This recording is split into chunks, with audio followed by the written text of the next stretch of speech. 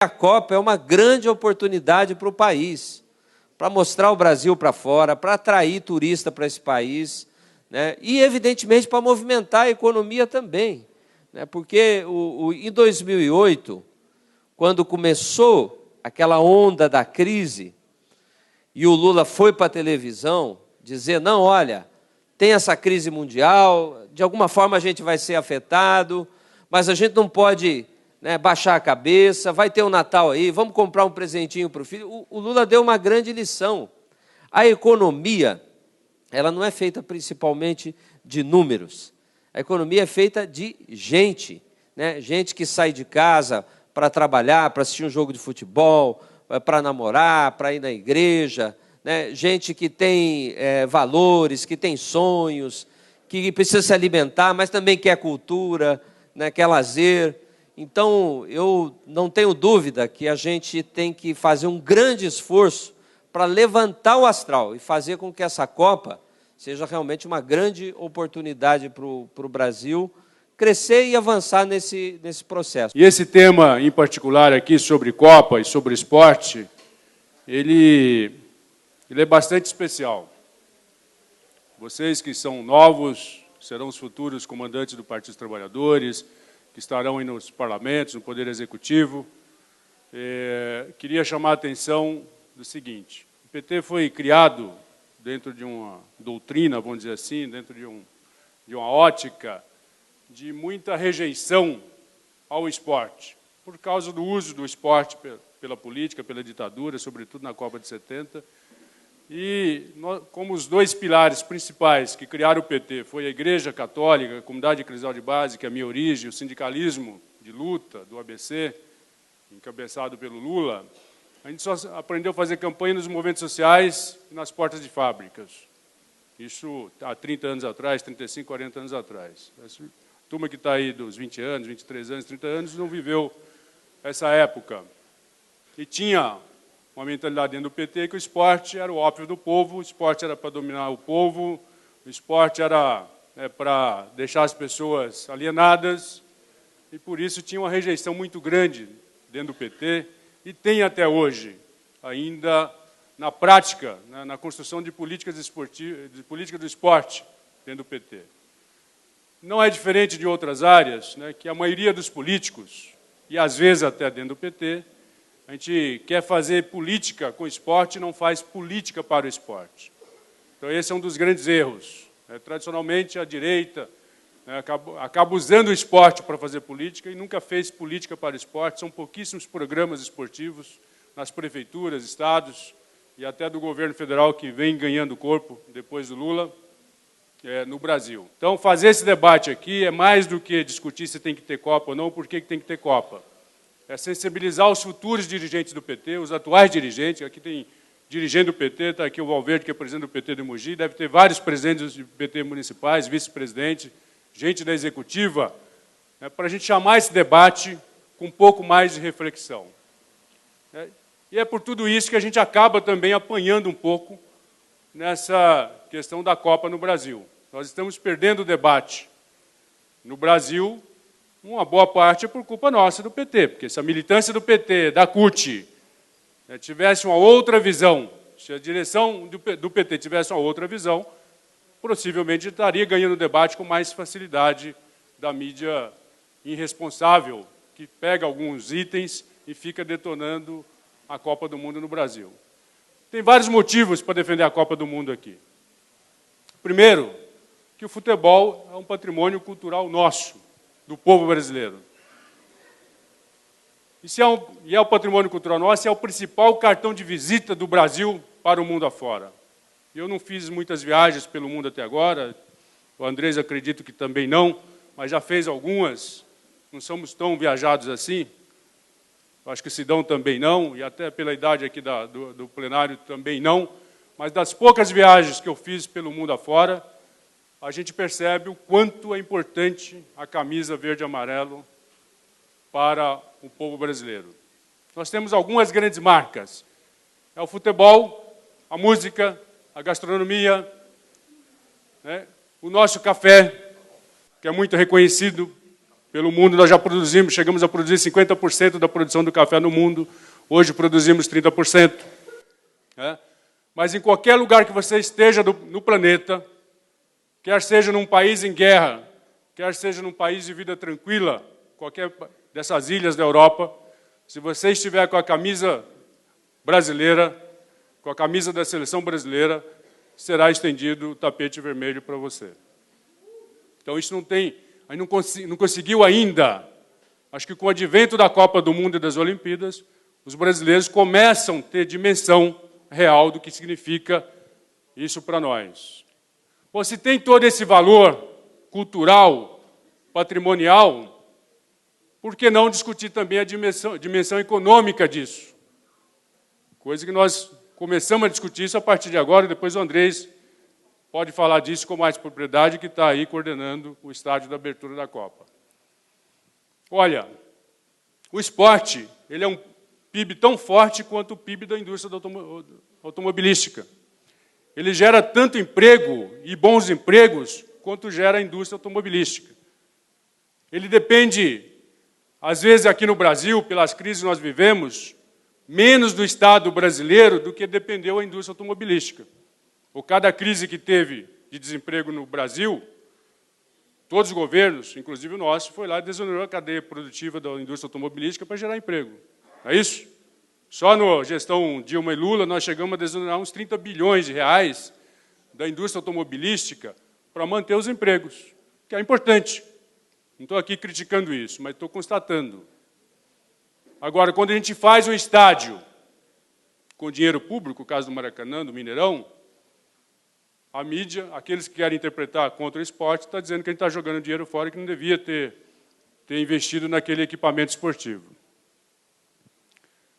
Vai em Brasília agora e pergunta o que significou o estádio de Brasília, de um estádio que não tem time na primeira divisão do Campeonato Brasileiro, o que significou para induzir a cadeia do turismo, para encher Brasília final de semana, para encher os restaurantes e hotéis de Brasília, para levar povo para visitar o patrimônio cultural que tem em Brasília, o que significou o estádio. É o estádio mais caro do mundo, é o melhor estádio do mundo, mas é função do poder público induzir o desenvolvimento econômico. O nosso futebol é o melhor do mundo, tem que ter os melhores estádios do mundo. Nós temos que aumentar essa cadeia produtiva do turismo para daqui 10, 20 anos ter 30 milhões de turistas estrangeiros aqui no Brasil, para ter uma grande modalidade econômica. E temos que continuar investindo no esporte brasileiro, sobretudo no esporte educacional, para que promova a cidadania, promova a saúde, promova a integração social e a gente valoriza o nosso patrimônio nacional, que é o futebol brasileiro. Muito obrigado. O Brasil vai fazer, como o Vicente disse, um dos espetáculos mais importantes que a humanidade faz. De quando em quando, assim como a gente para aqui para assistir um jogo na televisão, na África, no interior da África, tem uma molecadinha fazendo a mesma coisa, na China, no Oriente Médio. O futebol é uma linguagem universal. Todo mundo entende mais ou menos as regras daquele jogo que acontece nas 4 linhas, né? Portanto, mais do que 32 países disputando 64 partidas, né? O futebol é um encontro, um momento de congraçamento, de celebração, de festa. E no caso do Brasil, é um momento onde nós nos reconhecemos, já que o futebol é um fator de identidade nacional para o Brasil. É um componente muito importante da nossa cultura. E eu considero que é muito importante que a nossa geração possa viver a realização de uma Copa do Mundo aqui no nosso país. A Copa criou uma oportunidade, então vai ficar um saldo, o que eu chamo de legado, e acho que o governo erra de não afirmar, sim, vai ficar um saldo, vai ficar um legado, vai melhorar a infraestrutura. Quem mora na cidade de São Paulo, por exemplo, deve estar vendo ali na obra, quem mora mais para a zona sul da cidade, um tal do monotrilho. É um monotrilho que está em curso.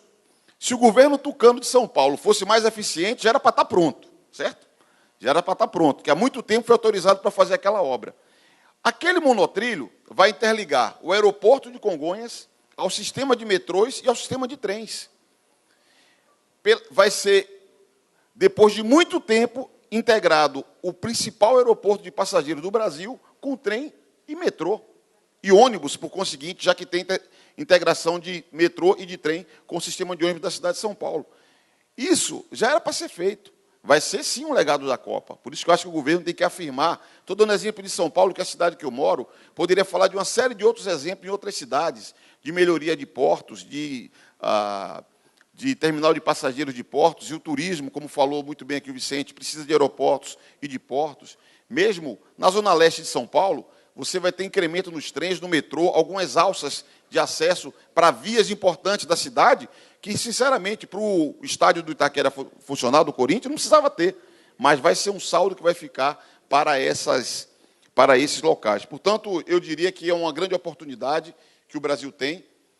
E se a gente raciocina que o mundo vive uma crise, porque o mundo vive uma crise de grande proporção, a maior crise desde 1929, certo? A maior crise do capitalismo desde 1929. Essas obras de infraestrutura, esse esforço para a melhoria dos serviços, funciona como indutor de desenvolvimento econômico, funciona como gerador de emprego para os nossos trabalhadores. E olha que o mar não está para peixe. Se você for ver na Europa, estou vendo muitos jovens aqui, metade da juventude europeia não tem a menor perspectiva de emprego, certo? Então, a Copa do Mundo serve como estimulador para melhorar a infraestrutura, para melhorar o serviço. Essa ideia de fazer Copa em vários pontos do país, que é polêmica, eu defendi e defendo, certo? Porque você vai ter lá o Nordeste, o Pantanal, a Amazônia, como destino turístico difundido, e o Brasil é um continente. Porque nada é nada, meu. A França é do tamanho da Bahia, entendeu? A realidade é essa. Na Europa, a França é do tamanho da Bahia, a Inglaterra deve ser do tamanho de Santa Catarina.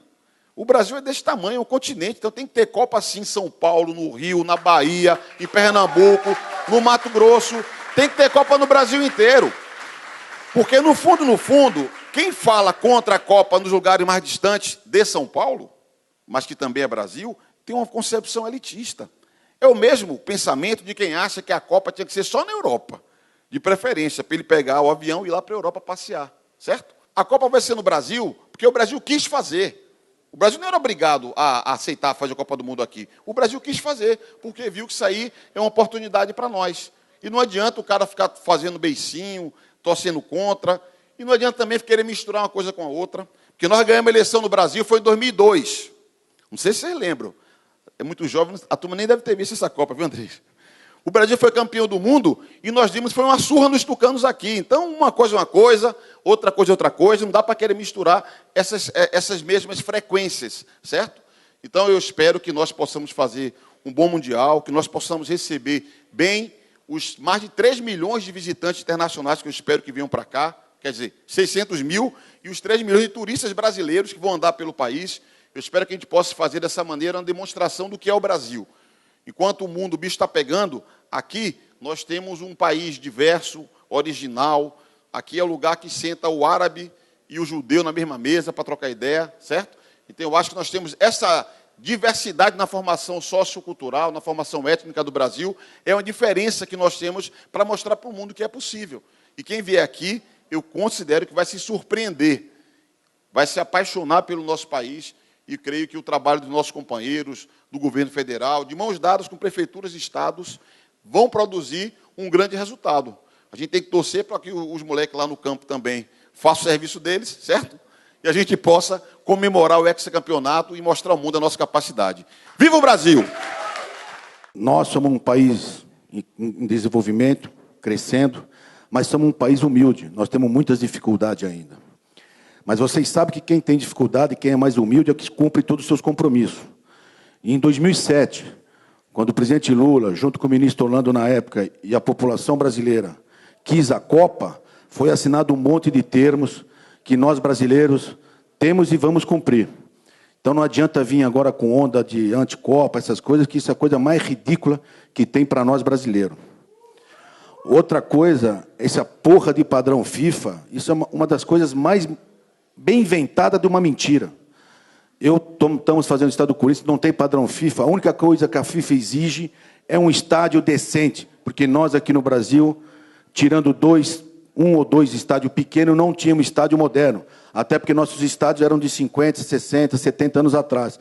Então, a FIFA não foi no Corinthians e mandou por isso, tira aquilo, põe aquilo. Ela só diz, logisticamente, para um time, para 2 times de futebol, nós precisamos disto. E é isso que está sendo feito.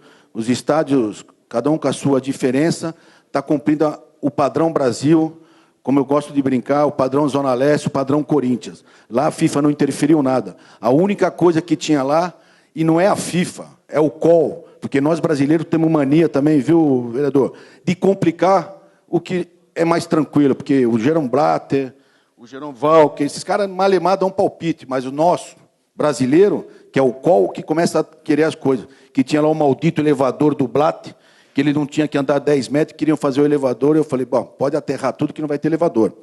Então a FIFA interfere pouco nisso. Esse negócio de padrão FIFA é ridículo.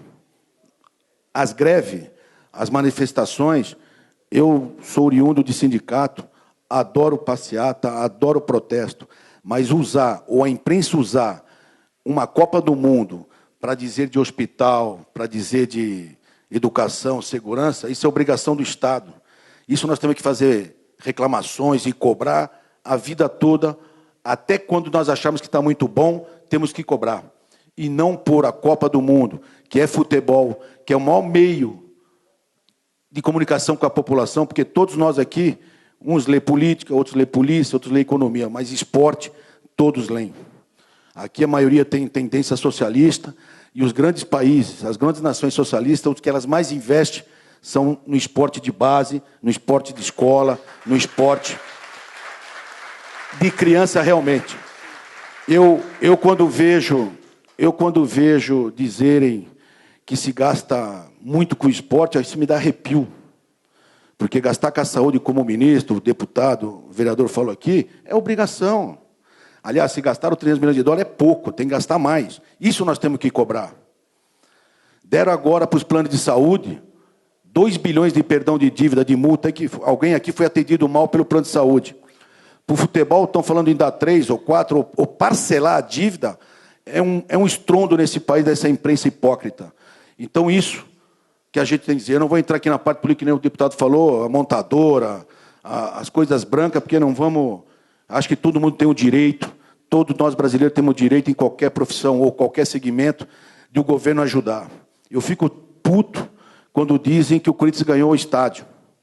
Há 3 anos atrás, o Lula deu, o governo deu, não sei quem deu, o Corinthians ganhou o estádio de graça.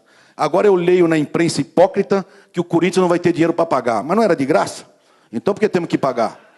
Então, são coisas que a imprensa, infelizmente, ou uma grande parte da imprensa escreve, que realmente fica complicado para nós brasileiros entender. Eu tenho 1000 dificuldades com eles, vocês já acompanham, já devem ter percebido, mas a Copa do Mundo no Brasil talvez seja uma das únicas chances que nós íamos ter, nessas últimas décadas, de fazer um Brasil melhor. Se gastou 6, 7, 8 bilhões de reais em estádio, tudo vai ser pago de volta. Quem emprestou o dinheiro foi o BNDES, que vai ter que ser pago, ou seja, o governo do Estado, ou seja, o município, ou seja, os clubes particulares, como é o caso do Corinthians Internacional e o Atlético Paraná. E os outros vão ter que ser pagos. O que ninguém diz é que os 26 ou 27 bilhões que foi gasto na Copa do Mundo, isso é ridículo, porque foi feito em infraestrutura, que, aliás, nós temos que cobrar o governo, seja ele PT, seja ele PSDB estadual, seja ele PT ou PSDB municipal. Cobrar muito mais do negócio, mais do que os 26 bilhões, para infraestrutura, porque realmente, nós aqui, estamos aqui com governantes, é realmente ridículo, nós temos dificuldade ainda com saneamento básico, com estrada, com pista, com rodoviária, porque nós somos metrô, nós somos obrigação nossa, brasileiros, de ter tudo isso. Então a Copa, como foi dito aqui, antecipou um pouquinho o que já tinha que ter feito há 2 décadas atrás. Essa é a grande cobrança que nós temos que fazer antes e pós-Copa do Mundo. É cobrar mais infraestrutura para o nosso povo, para a nossa cidade e para nossos cidadãos brasileiros.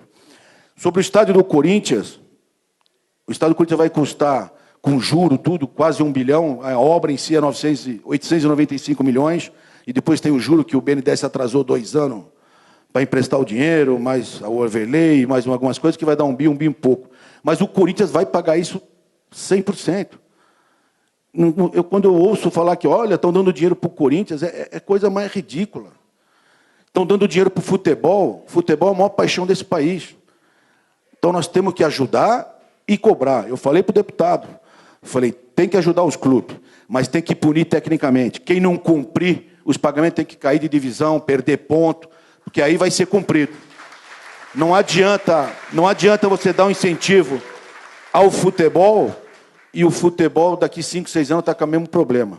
Outra coisa que nós temos que entender no esporte, e que todo mundo diz, o vôlei é amador, o futebol de salão é amador, natação é amador, nada, tem jogador de natação, de basquete, de futebol de salão que ganha 50, 70, 80 mil reais por mês, no mínimo 5, 6 mil reais por mês, mais do que qualquer funcionário normal nesse país.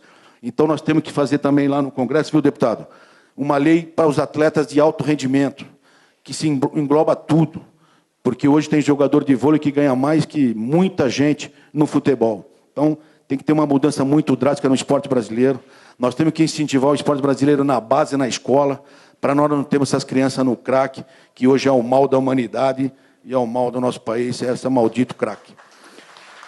Para encerrar, porque, como eu disse, depois dos três falar aqui, para mim ficar difícil, eu quero dizer que nós vamos ter algumas dificuldades na Copa, não vamos ser hipócrita, mas o que nós não podemos aceitar é que algum governante desse país se esconda o que nós somos. Então, se naquela região de Itaquera tem uma favela, tem que ser mostrada. E nós estamos em desenvolvimento, nós estamos crescendo para melhorar isso. O que não pode é encher de tapume e querer cobrir, que nem fizeram na África, em muitos lugares, com todo respeito à África. Nós temos que mostrar o que nós somos, com erros, acertos, com dignidade e com muita coragem e trabalho que nós, brasileiros, faz parte da nossa cultura. Obrigado. A questão não é hashtag vai ter Copa ou hashtag não vai ter Copa. Eu não sou nenhum nem outro, eu sou hashtag vai ter Copa com ressalvas. E ninguém está falando disso. A gente polariza muito tudo, só porque a situação política no Brasil é polarizada, é todo mundo contra nós, mas os temas não podem ser polarizados. Tem temas que não são o preto e branco, tem o cinza. E esse é o momento para a gente discutir.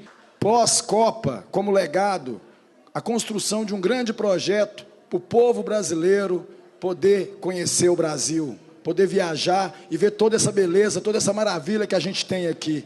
Queria que vocês pensassem isso, avaliassem isso como uma proposta de legado para a Copa. Não adianta ter esse debate de não vai ter Copa, porque vai ter Copa mesmo, mas a gente tem que pensar e ser crítico ao ver que vão ter problemas, tem problemas, não é tudo uma perfeição, famílias foram tiradas de casa, precisa saber como vai ser, mulheres vão ser exploradas, tem que tentar evitar isso. Uma consulta rápida na internet, nos últimos 5 anos, o governo federal pagou só em juros da dívida pública para os bancos 1,65 trilhões de reais nos mesmos 5 anos. Corrigidos pela inflação, isso dá 1,190 trilhões de juros da dívida. É dinheiro que vai para o ralo, para o bolso de banqueiro passear na Europa. Então, 25 bilhões para o país do futebol fazer uma Copa não é nada. Tinha que ter sido 250 bilhões, tinha que ter sido 500 bilhões. A situação dos estádios brasileiros, que sem nenhuma infraestrutura já cobram valores altíssimos dos ingressos, acontece não desde que a Copa foi anunciada no Brasil, mas há muito mais tempo. Eu, particularmente, sou torcedor do Santos Futebol Clube. O estádio do meu time não tem nenhuma inovação e já há algum tempo, por exemplo, para você ingressar no estádio, custa R$50 para um jogo. Ou seja, nós precisamos ter mais argumentos, e aí precisamos das ações dos governos e também dos clubes, para poder desfazer esse mito de que a elitização do futebol tem a ver com a Copa do Mundo, porque a gente sabe que não é a partir disso que está acontecendo o aumento do preço dos ingressos, né? O horário dos jogos, ele não acontece agora pela Copa do Mundo. Há muitos anos que o jogo de quarta-feira à noite começa às 10 horas da noite. E nós sabemos que o povão, de fato, não tem condição de ir ao estádio quando, por exemplo, sai do Pacaembu, sai de algum outro grande estádio, e à meia-noite já não tem transporte público circulando, já não tem metrô. Eu acho que o grande problema, e eu acho que é preciso a gente aprimorar e aprofundar nessa reflexão, não é a Copa, mas é a lei geral da Copa que vem, somo ao companheiro que criticou aqui, e afeta direitos que são previstos na nossa Constituição, afeta a nossa soberania. E isso, nos estados tucanos, é piorado quando a gente tem gestões tucanas. Por quê? O modelo importado para esses grandes eventos é o modelo de Barcelona. E ele vem tornar as nossas cidades um modelo de eficiência e eficácia, deixando para trás e de lado as questões sociais. Então, o morador de rua vai ser recolhido e levado para qualquer lugar. As pessoas vão ser desapropriadas. E isso, imagina numa gestão tucana como é que isso fica. Muito pior. Eu acredito que, já que a gente não vai estar lá na Copa, porque não temos grana para comprar o ingresso, a gente tem que estar na rua, a gente tem que estar disputando essa narrativa e, inclusive, defendendo os direitos que estão sendo feridos aí nesse caso. A Copa está aí, ela vai acontecer. O companheiro ali me pediu para falar do preço dos ingressos, que é uma coisa tabelada, já que não tem como a gente mudar. Mas eu queria dizer o seguinte, que a Copa do Mundo vai nos trazer mais voz para lutarmos por uma melhor condição orçamentária nas cidades e no Estado e no Brasil para a questão do esporte. Não é possível que as prefeituras, invistam menos de 1% do seu orçamento na área de esportes. Meu nome é Kenny, eu sou da Nigéria. Eu vim com a pessoal da faculdade aqui e eu fiquei muito emocionada, sabe, durante a debate toda. Eu vejo uma coisa aqui. E é muito triste. Se a pessoa está acompanhando a história do meu país, nesses últimos dias, tem um grupo de terrorismo que estão, sabe, dando uma coisa, sabe, no meu país. Durante a última Copa das Confederações na Nigéria, eu estava na Nigéria. Não o que aconteceu aqui, mas eu estava na Nigéria. Não sei, Nigéria perdeu no segundo jogo e no terceiro jogo. Mas o país gravou, só nesses períodos, neste período, uma calma no país. Porque tanto os terroristas estavam assistindo o jogo. E eu não sei se é pela incapacidade do governo, alguma coisa, e ainda está acontecendo, mas a única esperança que nós temos para o meu país, para o povo do meu país, você não pode falar que não vai ter jogo, porque a única coisa que a gente está aguardando é isso. A garota nigeriana aí, realmente, nós brasileiros ainda somos, com toda a violência que há aqui, nós ainda somos privilegiados. Mas pode ter certeza que, com a ajuda da população no planeta, a Nigéria vai ser um país muito melhor do que é hoje, em todo sentido. Parabéns aí. Fiquei emocionado mesmo.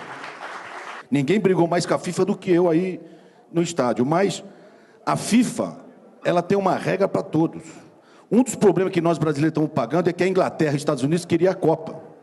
E o presidente Lula, o Orlando e mais gente lá conseguiram tirar deles. E vocês podem pegar todas as reportagens pejorativas contra o Brasil, ou sai da Inglaterra, ou sai dos Estados Unidos. Sobre gasto de Copa, falaram aqui gasto de Copa, os 26 bilhões não é para a Copa do Mundo, porra. Esses 25 bilhões que tinha que ser 100 bilhões, deputado, isso já tinha que ser feito há 20 anos atrás. É saneamento básico, é infraestrutura, é um monte de coisa que tinham que ter feito. Ou aceleraram um pouco porque é Copa, é verdade, mas isso já tinha que ser feito antes, como temos que continuar fazendo mais para frente. CBF Marinho. Olha, nós estamos num país democrático, eu sou oposição à CBF, tenho uma boa relação com o Marinho, péssima relação com o Marco Polo, que é o futuro presidente, novo presidente da CBF, mas nós somos um país democrático. E se a nossa justiça aceitar um cara que participou disso ou daquilo, e hoje ele anda livremente, nós temos que aceitar. Podemos discordar dos métodos dele, mas temos que aceitar como cidadão brasileiro uma liberdade que se existe. O que me revolta, como socialista, e vendo do sindicato, é o tal da elitização do futebol. Isso é a coisa mais mentirosa, uma das mais mentirosas que tem. Eu acredito que tem que ter público nesse país. Eu pago um preço por ser sincero. Aqui tem público que paga R$1.000 de ingresso, quem paga 500 e quem paga 50. Ou 40, que é o preço do ingresso do jogo do Corinthians. Gente, você vai em qualquer lugar hoje, estacionar seu carro, num teatro, num cinema, é 30, 40, 50, 70, 80 reais. Pô. Então, vamos parar com esse negócio de elitização. Eu acho que tem público no país que tem que pagar R$2.000 para ver o jogo do Corinthians ou o jogo de qualquer outro time. E se quer pagar, vai lá e paga. Ninguém obriga o cara a ir no jogo de futebol. O cara vai porque gosta e vai quando tem condições. Nós temos que, meia entrada, nós temos que brigar por meia pizza, por meio churrasco, por meio litro de leite. Quanto custa o litro de leite? R$2. Bom, eu tenho 60 anos, eu pago 1. Eu vou na churrascaria com meu pai, que tem 78 anos. Quanto é o churrasco aí? R$100. Bom, meu pai tem 60, paga 50. E esqueci um pouco o jogo meio ingresso do futebol. Que tem que ter o meio ingresso do futebol? Tem. Mas, pô, tem prioridades na frente. O jogo do futebol é uma coisa privada, uma coisa que, pô, que vai quem quer, ninguém obriga. Agora, comer, nós somos obrigados a comer. Nós somos obrigados a ir na escola. Nós somos obrigados a fazer um monte de coisa. Então, o que temos que passar para baixar os planos de saúde, que é uma vergonha, o preço que cobram. Isso nós temos que lutar. Isso tem que ser feito nesse país. E não ficar discutindo se é elitização ou não. Aqui tem rico, tem milionário, tem bilionário, tem pobre, tem mendigo e, infelizmente, ainda tem miseráveis. Então, isso que nós temos que tentar mudar. Então, gente, para não se prolongar muito, a gente tem que pensar muito nas coisas que vão se acontecer nesse país, mas eu acho que tem prioridade e tenho certeza disso. A Copa veio, vai, e nós vamos ficar aqui com nossos problemas, com as nossas melhorias que houve por causa da Copa, e cobrar muito mais melhoria, independente de Copa. Obrigado. Queria só falar sobre essa questão da soberania, porque isso machuca a gente, né? Vicente, eu e a Amélia aqui, nós temos o apoio da comunidade muçulmana de São José. São poucos, deve ter uns 100 no máximo. E nós convidamos para eles jantarem na nossa casa. E o presidente da comunidade islâmica, com todo jeito, falou: prefeito, nós vamos, vou levar o sheik, toda a turma, só que é o seguinte, não pode ter bebida alcoólica. Não pode, né? Inclusive vocês, né? Não pode isso, não pode aquilo, eles não cumprimentam, o sheik não cumprimenta a mulher. Eu falei, lógico. Então eu acho que é a mesma coisa, a soberania é isso, né? Ele tem regras e eu vou dialogar com as regras que ele tem. Então, em nenhum momento o Brasil abriu mão da sua soberania. Está recebendo um grande evento que tem regras, né, e trabalhou em cima disso. Mas parabéns a todos aí, especialmente ao Vicente. Nós vamos encerrando a nossa transmissão. O camping continua, agora à tarde tem muita atividade. À noite tem o show do Racionais. Obrigado a todos aí, obrigado Vicente, obrigado Carlinho, Andrés, Orlando, Amélia, todos vocês que participaram aqui. Obrigado.